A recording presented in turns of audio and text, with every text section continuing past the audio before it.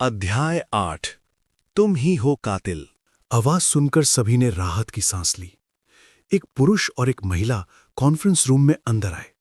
वह पुरुष forensic team का कप्तान करण त्यागी था। वह लगभग 27 या 28 वर्ष का लग रहा था, शायद अपने पेशे के प्रभाव के कारण, क्योंकि वह कई वर्षों से लाशों के साथ काम कर रहा था। उसके चारों ओर एक अनछुआ सा आभा मंडल था जो उसे ठंडा और अलग सा बना रहा था। उसने एक सफेद कोट और सफेद दस्ताने पहन रखे थे, जिससे वह सक्षम और व्यवस्थित दिखाई देता था। साथ ही ऐसा लगता था कि वह आम लोगों से घुलने मिलने से बचना चाहता है। करण त्यागी आदित्य रॉय की तरह कुछ ही समय पहले लखनऊ आया था। उसने कई वर्षों तक विदेश में पढ़ाई की थी और फॉरेंसिक बायोलॉजी में विशेष रूप से प्रतिभाशाली था। कहा जाता था कि लखनऊ के म्युनिसिपल डिपार्टमेंट में फॉरेंसिक कप्तान के रूप में काम करना उसके जैसे असाधारण प्रतिभा वाले व्यक्ति के लिए उसकी क्षमता की बर्बादी थी। देरी के लिए माफी चाहता हूं, करण त्यागी ने आदित्य रॉय की ओर देखते हुए कहा। बाकी टीम जैसे उसकी नजरों में मौजूद ही नहीं थी। आदित्य रॉय ने अपनी घड़ी की ओर देखा। 36 घंटे। दोपहर के 4 बज रहे थे। आर्यन खन्ना की मृत्यु के समय से अब तक ठीक 36 घंटे हो चुके थे। निस्संदेह आदित्य रॉय करण त्यागी की कार्यक्षमता से संतुष्ट नहीं था। करण त्यागी ने कोई स्पष्टीकरण देने की परवाह नहीं की। वह अपनी महिला सहायक की ओर मुड़ा और उससे पीपीटी ली। मीटिंग रूम में पूरा सन्नाटा था। करण त्यागी आदित्य रॉय के पास गया, उसे हल्का सा सिर हिलाकर अभिवादन किया और फिर अपने निष्कर्षों की एक बहुत ही अनोखी प्रस्तुति शुरू की। सिर्फ 15 मिनट के भीतर उसने पेशेवर लेकिन जीवंत भाषा में उस अपराध स्थल को फिर से प्रस्तुत कर दिया जहां आर्यन खन्ना की मृत्यु हुई थी। उसने सभी भौतिक सबूतों, पोस्टमार्टम रिपोर्ट और गाड़ी की जांच के परिणामों के आधार पर निष्कर्ष प्रस्तुत किया। सटीक रूप से कहा जाए तो क्रिमिनल इन्वेस्टिगेशन यूनिट के मौजूदा तकनीकी उपकरणों और सुविधाओं के तहत 36 घंटों के भीतर इतनी विस्तृत रिपोर्ट तैयार करना पहले से ही काफी कुशल माना जाता था। टीम के कई नए जासूस बड़ी रुचि के साथ सुन रहे थे, लेकिन निष्कर्ष सचमुच चौंकाने वाला था। पोस्टमार्टम रिपोर्ट और अपराध स्थल से मिले सबूतों को देखते हुए आर्यन खन्ना की मृत्यु पूरी तरह एक दुर्घटना प्रतीत हो रही थी। ऑटोमोबाइल तकनीकी इंजीनियर ने आर्यन खन्ना की एसयूवी की पूरी तरह से और विस्तार से जांच की थी। अंतिम परिणामों से पता चला कि दुर्घटना का वास्तविक कारण यह था कि आर्यन खन्ना ने अपने वाहन में अनुचित संशोधन कराए थे, जिसके कारण क्लच फंस गया था और अपनी मूल स्थिति में वापस नहीं जा पा रहा था। जब आर्यन खन्ना एसयूवी के बोनट को खोलकर उसमें किसी गड़बड़ी की जांच करने के लिए नीचे उतरा, तब फंसा हुआ क्लच ढीला तो हुआ, लेकिन पूरी तरह से अपनी जगह पर वापस नहीं जा सका। इससे एसयूवी अपने आप चलने लगी, जिससे सुरक्षा उपकरण सक्रिय हो गया। परिणाम स्वरूप आर्यन खन्ना को गैराज की दीवार की ओर धकेल दिया गया और वहीं मौके पर उनकी मृत्यु हो गई। क्या संयोग है, पवन कुमार ने हैरानी से कहा। अगर ये केवल संयोग है तो लेखक के उपन्यास में घटना बिल्कुल ऐसे ही कैसे हो सकती है? क्या इसका संबंध भूत प्रेतों से हो सकता है? आदित्य रॉय ने सभी को शांत रहने के लिए मेज पर अपना हाथ मारा और करण त्यागी की ओर देखा। उन 3 जली हुई बिल्लियों का क्या? आदित्य ने कहा। 3 बिल्लियां। एक पल के लिए कॉन्फ्रेंस रूम का माहौल पूरी तरह ठहर गया। करण त्यागी धीरे धीरे बोला, तुम्हें कैसे पता कि वे 3 हैं? अपराध मनोविज्ञान के दृष्टिकोण से, आदित्य रॉय ने सर उठाते हुए कहा, सब कुछ अब तक इतना परफेक्ट रहा है, फिर इस तरह की छोटी सी कमी कैसे हो सकती है? करण त्यागी ने उसे एक अर्थपूर्ण नजर से देखा और फिर कॉन्फ्रेंस रूम में मौजूद बाकी सभी लोगों की ओर देखा। कैप्टन रॉय सही कह रहे हैं। हमने बिल्लियों का पोस्टमार्टम किया और पाया कि वहां 2 नहीं बल्कि 3 बिल्लियां थीं। क्या? कॉन्फ्रेंस रूम में हर तरफ से हैरानी की सांसें आने लगीं। जो लोग घटनास्थल पर ड्यूटी पर थे, उन्होंने साफ देखा था कि फॉरेंसिक टीम द्वारा 2 मरी हुई बिल्लियों को उठाकर ले जाया गया था। खासकर कैप्टन रॉय, वह कोई मेडिकल एग्जामिनर नहीं थे और ना ही फॉरेंसिक टीम के काम में शामिल थे, तो फिर उन्हें यह कैसे इतना पक्का था कि वहां 3 मरी हुई बिल्लियां थीं? करण त्यागी ने सभी के शांत होने का इंतजार किया, फिर वो स्थिर स्वर में बोला, हमारी जांच में पाया गया कि तीनों बिल्लियां लगभग 3 महीने की थीं, 2 नर और 1 मादा, और वे आपस में भाई बहन थे। उन्हें जिंदा रहते हुए बेरहमी से प्रताड़ित किया गया था। उनके शरीर में कई फ्रैक्चर थे और अत्याचारी ने उनके शरीर को काटकर खोल दिया था। एक बिल्ली का सिर नहीं था, जबकि दूसरी का शरीर नहीं था। बिल्लियों के शरीर पूरे नहीं थे। स्क्रीन पर कई भयावह तस्वीरें दिखाई दे रही थीं जो बच्चों के लिए उपयुक्त नहीं थीं। मीटिंग रूम में पूरी शांति थी और सभी लोग ध्यान से सुन रहे थे। करण त्यागी और उसकी महिला सहायक पूरे समय भावहीन बने रहे। अचानक आदित्य रॉय हंस पड़ा। क्या यही तुम्हारा अंतिम निष्कर्ष है? एक अजीब सा हादसा। अंतिम निष्कर्ष तो कैप्टन रॉय को ही निकालना चाहिए, करण त्यागी ने उसकी ओर मुड़कर कहा। मैं तो केवल संदर्भ प्रदान करता हूं। क्या रिपोर्ट में ऐसा कुछ है जिसे कैप्टन रॉय समझ नहीं पाए? करण त्यागी, मुझे समझ नहीं आ रहा।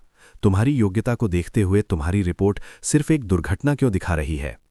करण त्यागी ने उसकी आंखों में आंखें डालकर देखा। कुछ सेकंड बाद उसने महिला सहायक से माउस का नियंत्रण लिया और खुद ही प्रस्तुति चलाने लगा। इसके अलावा मैं एसयूवी से एक संदिग्ध फिंगरप्रिंट का आधा हिस्सा निकालने में भी सफल रहा, जो शायद 1 महीने से भी पहले वहां पड़ा था। यह एसयूवी पर मौजूद एकमात्र ऐसा फिंगरप्रिंट है जो आर्यन खन्ना का नहीं है। आर्यन खन्ना एक अजीब किस्म का व्यक्ति था। उसके जैसी दौलत रखने वाले अधिकतर लोगों के पास एक ड्राइवर होता है, लेकिन उसके पास नहीं था। वो अपनी कार से इतना प्यार करता था मानो वो उसकी पत्नी हो, और वो किसी को भी उसे छूने नहीं देता था, यहां तक कि आधी उंगली तक नहीं। कॉन्फ्रेंस रूम के अंदर मौजूद सभी लोग जानते थे कि फिंगरप्रिंट निकालने का काम जितना जल्दी किया जाए उतना ही बेहतर होता है। 1 महीने से भी ज्यादा पुराना फिंगरप्रिंट निकालना इस प्रक्रिया को कहीं अधिक कठिन बना देता है। करण त्यागी ने आधे फिंगरप्रिंट का जिक्र किया, और ये कोई ऐसा काम नहीं था जिसे हर फोरेंसिक विशेषज्ञ सफलतापूर्वक निकाल सके। वास्तव में यही क्षमता थी जिसे आदित्य रॉय उसमें सबसे अधिक महत्व देता था। आदित्य के भावहीन चेहरे पर हल्की नरमी आ गई। फिंगरप्रिंट तुलना के परिणाम। फिंगरप्रिंट डेटाबेस से तुलना करने पर कोई मेल नहीं मिला, करण त्यागी ने कहा। फिर उसने कमरे में मौजूद सभी लोगों की ओर सिर हिलाया। बाकी काम हम कैप्टन रॉय पर छोड़ते हैं। उसने लैपटॉप बंद किया, उसे अपनी सहायक को देने के बाद वहां से जाने के लिए मुड़ गया। आदित्य रॉय ने उसे पुकारा। 610 केस अभी तक सुलझा नहीं है। शायद हमें आज रात कैप्टन त्यागी को थोड़ा परेशान करना पड़े। करण त्यागी मुड़ा और बीच में ही उसे रोकते हुए बोला, आज शाम मुझे एक काम है, कोई ओवरटाइम नहीं। आदित्य रॉय ने उस पर अपनी नजरें टिकाईं। उसकी भौहें अचानक ऊपर उठ गईं। फिर उसने करण त्यागी से कहा, मैं तुम्हें शुभकामनाएं देता हूं। वो कोई गर्मजोशी वाला व्यक्ति नहीं था। बिना किसी खास कारण से उसकी ओर से शुभकामनाएं मिलना करण त्यागी को एक पल के लिए चौंका गया।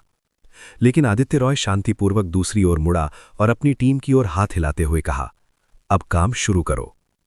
जैसे ही फोरेंसिक रिपोर्ट सामने आई, सभी लोगों ने अपनी अपनी जिम्मेदारियां बांट लीं और काम में लग गए।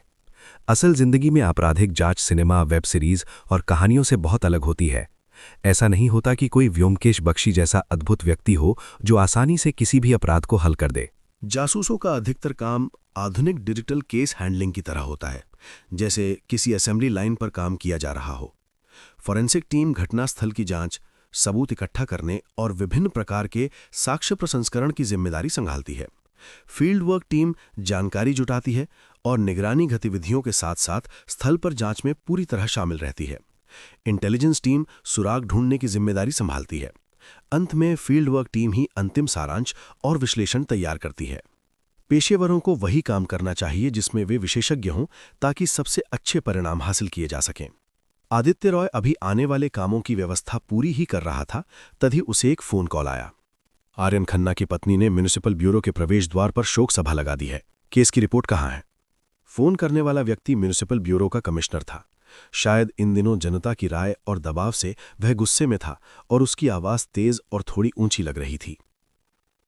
आदित्य रॉय ने एक पल के लिए विचार किया। उसे बता दीजिए कि ये एक अजीब दुर्घटना है, उसने ठंडे स्वर में जवाब दिया। अगर वो इस परिणाम को स्वीकार करने के लिए तैयार है तो वो जाकर शव ले जा सकती है। कमिश्नर के पास कहने के लिए कोई शब्द नहीं बचे। क्रिमिनल इन्वेस्टिगेशन यूनिट में हर कोई बिजी था, लेकिन आदित्य रॉय अपनी शिफ्ट के बाद काम से निकल गया। भुवन जोशी के लिए उसका नया बॉस किसी सिरदर्द से कम नहीं था, लेकिन वो इसके बारे में कुछ भी नहीं कर सकता था। आदित्य रॉय का केस संभालने का तरीका बिल्कुल अडिग था। वह दृढ़, सख्त और बिल्कुल भी ढिलाई ना बरतने वाला था। उसने वाणी चौहान से तुरंत पूछताछ करने के सभी लोगों के संयुक्त निर्णय को खारिज कर दिया था, और वाणी चौहान को घर छोड़ने वाला पहला व्यक्ति भी आदित्य रॉय ही था, जिसे फिलहाल आशा ने बंद करके रखा हुआ था।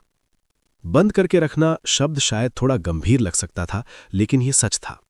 2 घंटे पहले वाणी ने बाहर जाने की अनुमति मांगी थी, लेकिन उसे मना कर दिया गया था। आशा ने बस उसे कमरे में बंद कर दिया था।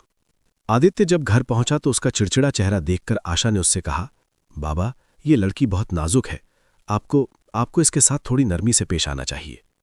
आशा को वाणी की चिंता हुई कि कहीं आदित्य वाणी को चोट न पहुंचा दे, इसीलिए उसने बहुत ही नरम तरीके से उसे समझाने की कोशिश की। जवान लोग जोश और ऊर्जा से भरे होते हैं और कभी कभी उतावले भी हो जाते हैं। अगर कुछ बुरा हो जाए तो उसे बहुत गंभीरता से मत लीजिएगा।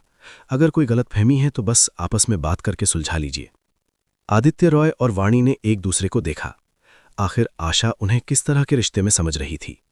आदित्य रॉय ने ठंडे स्वर में कहा, आशा जी आप यहां से जाइए। ये एक आदेश था, वह सिर्फ एक हाउसकीपर थी, इसीलिए उसके लिए कुछ और कहना उचित नहीं था। आशा ने आह भरी।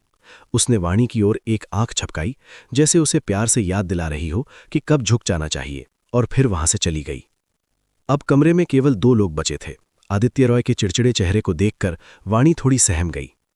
डिटेक्टिव रॉय, आपको मुझे रोक कर रखने का कोई अधिकार नहीं है। मुझे याद है कि तुम ही थीं जिसने मेरे घर में रुकने का अनुरोध किया था। वह कल रात की बात थी, वाणी ने पलटकर कहा, लेकिन वो तुरंत ही शांत हो गई। वो इतनी छोटी बात पर बहस नहीं करना चाहती थी। डिटेक्टिव रॉय, आज मैं बाहर जाना चाहती हूं। ये शादी के लिए लड़के से मिलने के लिए नहीं है, बल्कि एक अचानक हुई स्थिति है जिसके बारे में मुझे तुरंत आपको बताना है। सिद्धांतिक रूप से उसका लड़के से मिलने जाना आदित्य रॉय से बिल्कुल भी संबंधित नहीं था। उसे इसके बारे में कोई स्पष्टीकरण देने की आवश्यकता नहीं थी, लेकिन उसे लगा कि अगर वह खुद को इस तरह दिखाए कि उसका पूरा ध्यान केस पर है, तो शायद वह अधिक उचित लगेगी। वास्तव में जब आदित्य रॉय ने यह सुना तो उसने हल्के से सिर हिलाया। आगे बोलो।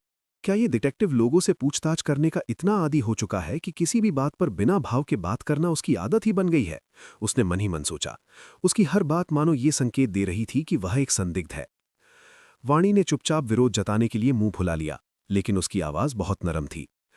किसी ने मेरे रिव्यू और कमेंट सेक्शन में एक अजीब सा कमेंट छोड़ा था, लेकिन जब मैंने पेज को रिफ्रेश किया तो वो डिलीट हो चुका था। आदित्य रॉय ने अपनी आंखें सिकोड़ लीं, जैसे वह उसकी बातों की विश्वसनीयता को परख रहा हो। वह अपना लैपटॉप उसे दिखाने लगी, मानो उसे डर हो कि वह उस पर विश्वास नहीं करेगा। देखिए, मैंने इसका स्क्रीनशॉट भी लिया है। उसने स्क्रीन की ओर इशारा किया। स्क्रीनशॉट में उस मैसेज एक ऐसे आईडी से छोड़ा गया था जो एक मोबाइल फोन नंबर की लंबी सी श्रृंखला जैसा था। वो मैसेज काफी अजीब था। अपना सर्वश्रेष्ठ करो, मैं ये सुनिश्चित करूंगा कि तुम लोकप्रिय बन जाओ, मशहूर और प्रसिद्ध, अपने अंदर के राक्षसों को पूरी तरह बाहर निकालो। आदित्य रॉय ने उस स्क्रीनशॉट को भुवन जोशी को भेज दिया ताकि वह उस आईडी की जांच कर सके। तुमने मुझे सीधे फोन क्यों नहीं किया?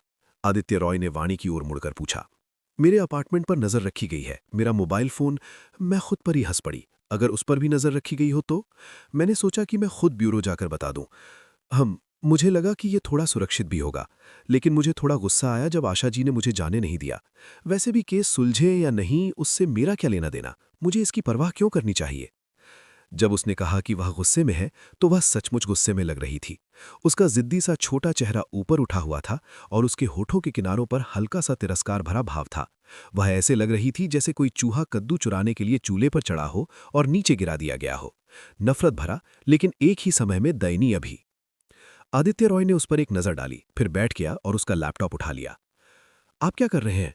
वाणी चौंक गई और अपना लैपटॉप वापस लेने की कोशिश करने लगी। अपने लैपटॉप की रक्षा करने का वो अंदाज काफी बेचैन सा लग रहा था। आदित्य रॉय का चेहरा भावहीन था। मुझे अपने चैट ग्रुप के चैट रिकॉर्ड दिखाओ।